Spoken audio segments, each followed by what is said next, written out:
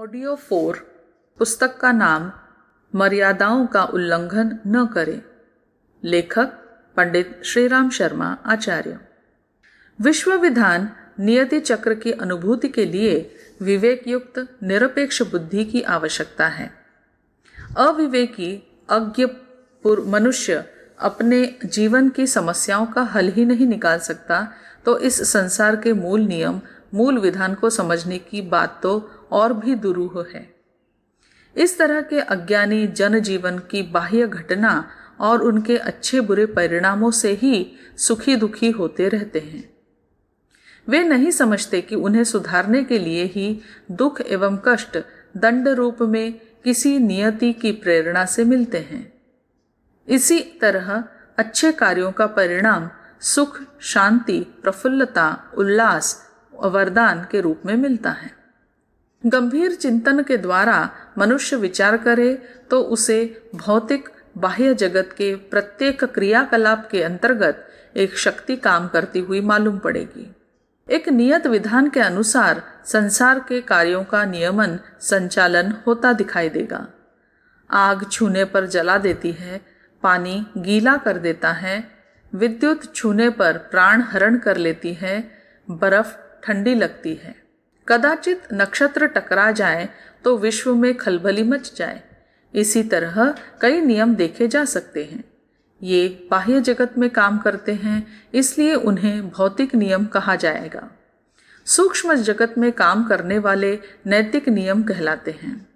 प्रत्यक्ष रूप में इन्हीं इंद्रियों के संयोग से इनको नहीं जाना जा सकता, किंतु गंभीरतापूर्वक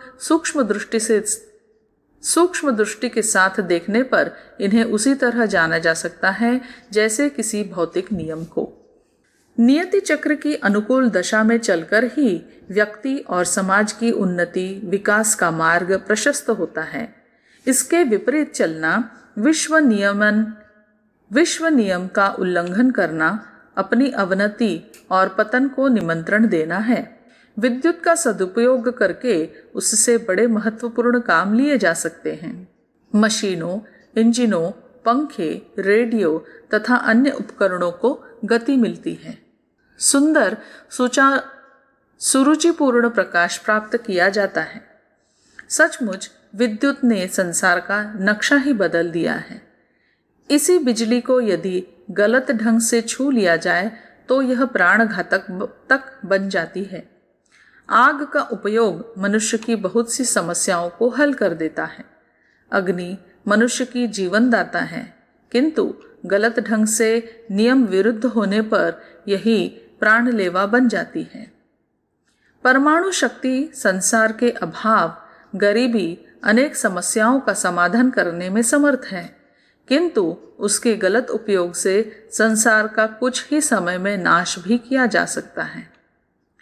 नियति चक्र विश्व विधान भी ठीक इसी तरह है।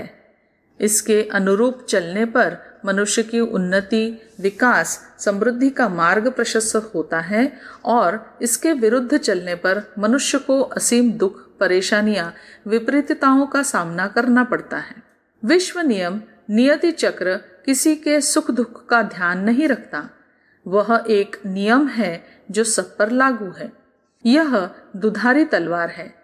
सामने चलाकर जीवन रण में विजय पाई जा सकती है और विपरीत दिशा में चलाकर अपना ही नाश किया जा सकता है। बुरे आचरण करना, बुरे कर्म करना, नियति के विरुद्ध चलना, अपने लिए बुरे परिणाम पैदा करना है। ऐसी स्थिति में सुखमय, शुभ, हितकर परिणामों की आशा करना व्यर्थ है। बुराई का परिणाम कालांतर में बुरा ही होता है। बबूल के बीज बोने पर कांटेदार वृक्ष का पैदा होना निश्चित है।